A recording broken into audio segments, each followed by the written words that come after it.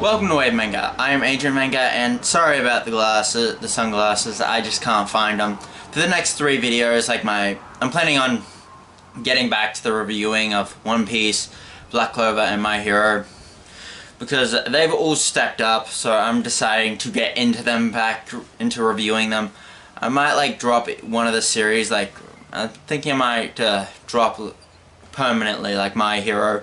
I'll just enjoy that series and might just review it, but I'll just make 3 reviews because these chapters have been really good, and I really want to just have my thoughts out there about them. So for One Piece chapter 984, this is we have Beiji's Oh My Family, and Pound is meeting Lola and Chiffon. Sorry about that. And as you all know, Lola and Chiffon Pound was supposed to have died by Oven's hands, so... Well, next, the first real thing of the chapter is that both Page One and Ulti have been recovering from the beatdown that Yamato gave to them, and I like Yamato. They're a pretty good character, and it's just it's shown that Page One saying, "Oh, that nearly broke my jaw off." Yamato and Ulti's complaining because she's, as I've said, would suck Kaido's dick. So she complains about, "Oh, why is Yamato using Lord Kaido's ability? Lord Kaido's move. That is just, it was pathetic. It's not even that." When we see, they've taken a lot of damage. This guy is not somebody to question. Yamato is somebody who could take these guys out immediately. And then, we get to see, Yamato and, Luffy go for a big battle, and, Luffy's just, previous chapter he was fine with Yamato, but it's just, Luffy's "Oh, I need to go away, so bye-bye," and, Yamato is blocking him with the Kanombo that a smaller one of his dad's, because as we all know, Yamato is the son of Kaido. You know, the guy who jumped from a sky island, survived, has a giant dragon form that shoots nukes. That guy. His spawn would be pretty powerful. And we get to see Ryuo, the flowing Sakura, on how Luffy's been trying, and plus we don't see the traditional armament haki.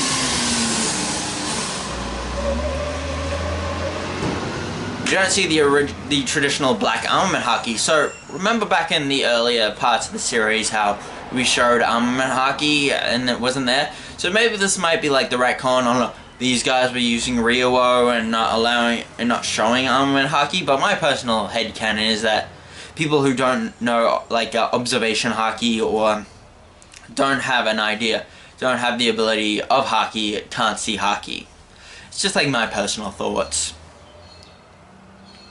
Every before, we mainly get the series from people who have pre-time skip. We get to see people who know haki and know how it works. So I'm guessing that it's all from their point of view on how they can see haki as that, but nobody pre-time skip, say Luffy, none of them can see haki.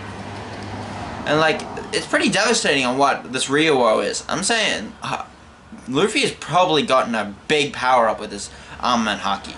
And then we get to Orochi trying to execute Momonosuke, and Momonosuke, I'm not really a big fan of Momonosuke. He's an 8-year-old perv who jumps on girls' breasts.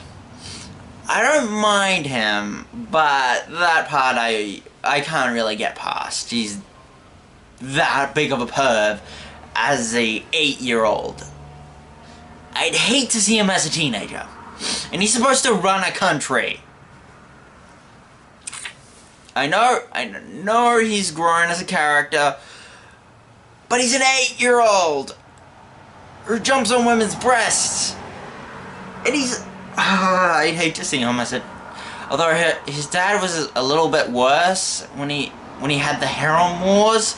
I'm planning on making a breakdown on like the Odin flashback, but I guess the apple doesn't fall too far from the tree with the harem wars. And then like we get to see like Orochi trying to explain, Odin's wife, I forget her name right now, she has the power of the time fruit. She can send people into the future. And like most of the Beast Pirates people are going, yeah, Orochi, yeah, this guy's full of bullshit, right? And like I love this scene. It's just like a guy wearing a bunny hat. Go with it. I think this guy might actually be a gift, because it might just be a bunny, but it might just be a bunny hat. He's like patting Jinbei on the back saying, right brother, this bullshit. And Jinbei's like, yeah, that's bullshit. And then Robin's there, and it's just like all the samurai are like seeping in to like the Beast Pirates, acting like assholes. And Robin, I love her in the scene, like, yeah, bring it down, let's gouge out his eyes. It's just like, Robin's acting real bloodthirsty, like a Beast Pirate person would be. Although she's probably just trying to get Momonosuke down there so she can use her power and basically get him the fuck out of there. Then the next part of the chapter is literally Law's submarine trying to get the samurai, the scabbards, to the back of the Skull Mountain.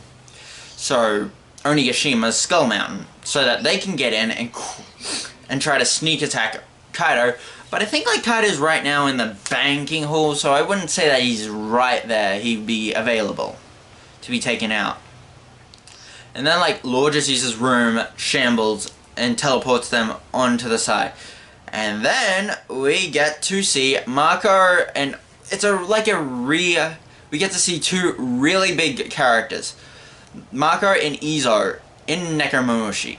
These guys were all a part of Whitebeard's crew. Like, Odin was a part of Whitebeard's crew, and you all know how much I respect Whitebeard. Well, actually, you guys wouldn't. I have never mentioned Whitebeard.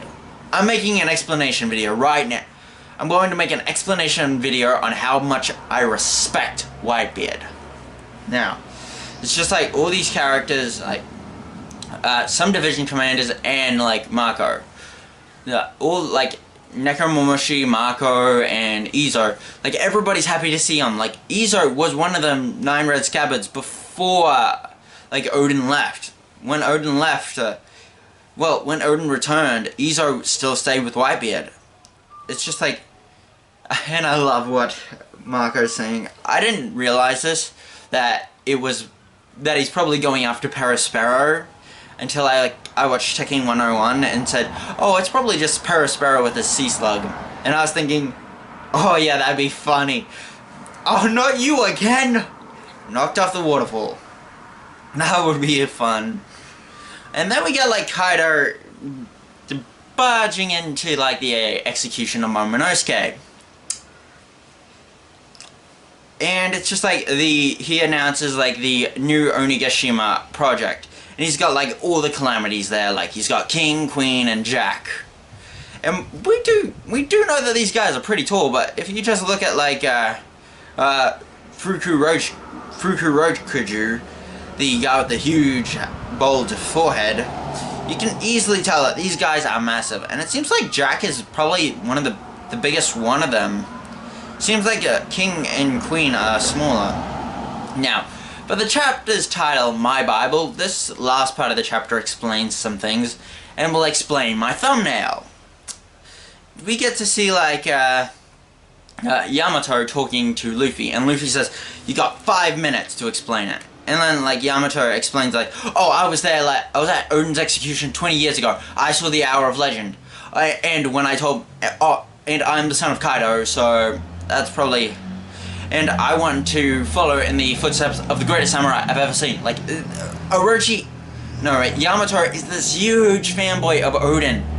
And Odin, if you know like what Odin did, he killed a bear as like a child and flung his wet nurse around the room when he was a infant. If you guys don't know what a wet nurse is, it's basically a woman who takes care of the child when the mother doesn't want to. It's basically the person who breastfeeds when the child doesn't need it. And then, like, we see Odin's logbook! Like, I have to agree. I am mentioning Tekken 101 again, but he said that this logbook would be pretty good because, yeah, it's the logbook. It literally has the adventures with Odin's adventures with Whitebeard, Roger, and it probably has, like, some information on how to get to Laugh Tale. Although, I still probably need the poneglyphs to get there, but with some bullshit reason. But it's probably a good thing. And, like, I also watch Tekken 101's videos. He's the one who I mainly watch about chapter reviews. And, oh my god. He mentioned, like, the mask that Yamato was wearing is a mask normally worn by females and all that. Now, as you hear that, you think, haven't you been calling Yamato, Kaido's son? Yes, I have. And that's what everybody else has been calling it. Or should I say her. She's actually a female, but she wants to be Odin. So she's self-styled as Odin. Like, she's probably like what I have, like, as the thumbnail for this, that is what, like, she actually looks like. I'll just, like, look up Yamato. You'll see, like, the, I forget the name of the mask, but it's, like, normally worn by females in Japanese culture plays. And also, we get to see, like, Yamato having horns, and that's another thing. Like, Kaido, I have a question about Kaido's horns. Are they real? Or is Kaido, like, in his hybrid form all the time, and that's why they're like that? Or is it, like, a natural thing? I need explanations on the horns. Like, are they just fake, or... I need explanation. And plus, Yamato's hot. She's hot. I'm not going to deny that. But she's pretty powerful. I'd have to say she's, like, the second most powerful woman we've seen in this series. Right behind Big Mom. Because if it's stated by Ulti that was, like, at less than 50% of Kaido's full power, that's still, like, an amazing compliment. Like, if it's only half of Kaido's power, still. Have you seen, like, all the other females in the series? They're more like tactical fighters. We don't really have, like, we have two introduced in the last few chapters that are, like, full-on brawlers. Like, Ulti has a Pachycephalosaurus form, and Yamato seems to just have raw power. Like, I wouldn't deny that. Like, Kaido would find a woman who's similar in strength, but I'm saying that that Yamato is probably a pretty powerful person, and it's confirmed that she is a she, but Yamato is a badass. I'm not denying that. She is a badass. I would not want to meet her in a dark alley, because she could fuck you up. Now, that's chapter. I hope you like the video, subscribe, and share this with a friend. I am Wave Manga, this is Agent... sorry about that. I'm Agent Manga, this is Wave Manga, I'm signing out.